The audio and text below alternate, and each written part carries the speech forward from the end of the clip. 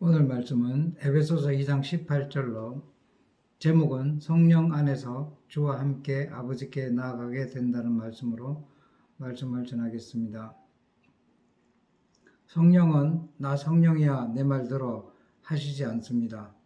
구원이 되시기 위해 오신 주님이 이룩하신 그 구원이 우리에게 되게 하시는 영이십니다.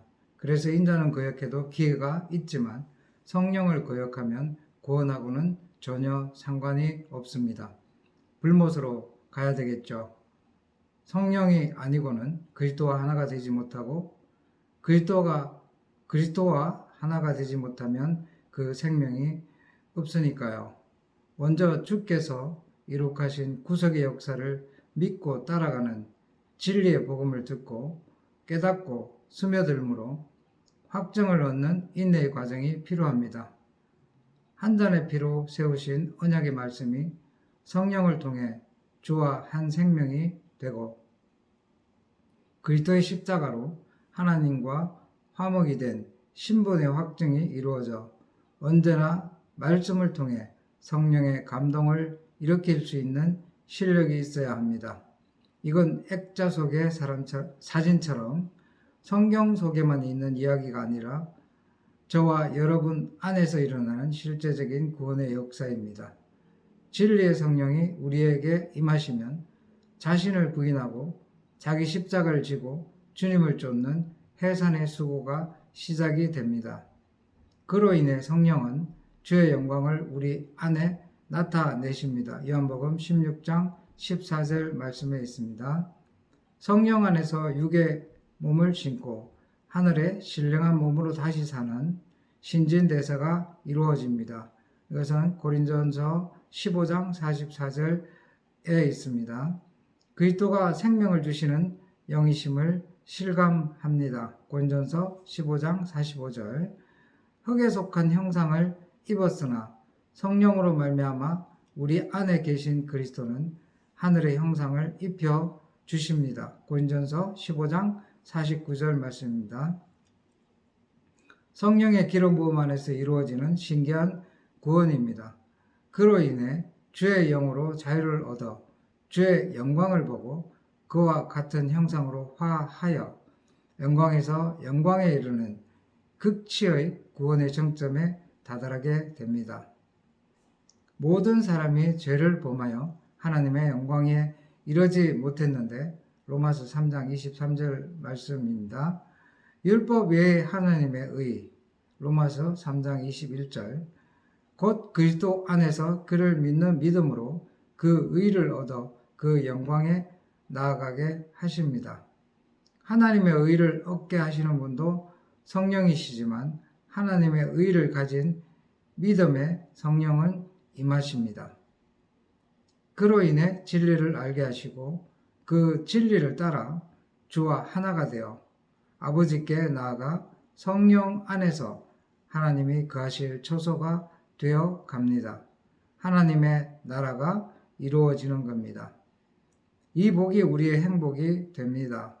하나님께서 그 아들을 십자가에 내어 주셨는데 하물며 성령 안에서 그 아들과 하나가 되어 아버지 앞에 설 수 있는 그 자녀들에게 그 아들과 함께 모든 것을 주시지 않겠습니까? 로마서 8장 32절에 있습니다.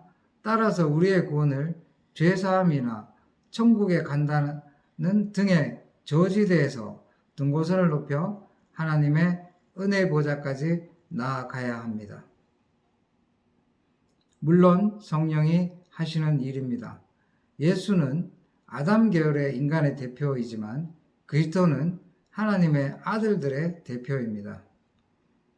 따라서 죄사함의 세례에 묶여 홍해가에 물장구 치는 어린 신앙에서 성령 세례로 거듭나서 하늘적 차원의 신앙으로 승화되기 위해서 그리스도의 말씀을 듣는 훈련을 계속해야 합니다. 성령으로 말씀이 나의 능력이 됩니다. 빌립보서 4장 13절 내게 능력 주시는 자 안에서 내가 모든 것을 할 수 있느니라. 우리는 하나님의 형상은 없고 모양인 형체만 가지고 코로 숨을 쉬는 혼적인 존재였습니다. 창세기 1장 26절에 나옵니다. 그게 흙으로 만들어진 아담입니다. 창세기 2장 7절에 나오는 말씀입니다. 주 예수 그리스도의 십자가의 죽으심과 다시 사심의 신기한 능력으로 거듭나게 하셔서 하늘의 소망을 가지게 되었습니다. 헛되고 헛되며 모든 것이 헛되어 흙으로 돌아가는 해 아래의 운명에서 건짐을 받아 하늘에 오르신 그리스도께 편입이 되어 그 자리에 앉아 그 형상으로 영광을 얻은 하나님의 아들들이 되었습니다. 이제 하나님의 말씀이 살아 운동력이 있는 영적인 존재가 된 겁니다. 하나님의 말씀이 성경 구절인 채로 남아있는 건 밥을 먹었으나 소화가 되지 않는 것과 같습니다. 거듭남의 성령 세례를 받은 사람은 그리스도 안에서 기름 부음으로 말씀이 체화되어 감으로 존재가 되고 그 존재가 삶이 되어 갑니다. 소금과 같이 스며들고 빛과 같이 사람의 심령을 투과합니다. 그렇지 않으면 성경 구절로 남을 가르치거나 비판하는 선생이 되거나 남을 돕는 일로 자신의 의로움을 드러내며 기뻐하고 즐거움을 얻는 사람이 되겠죠. 하나님의 형상을 가진 사람은 눈과 귀로 보고 듣는 말씀이 혼에 들어와 새로워진 영 안에 계시는 성령과 만납니다. 안에 계시는 성령과 바깥의 말씀이 만나면 이 말씀은 살아 역사하십니다.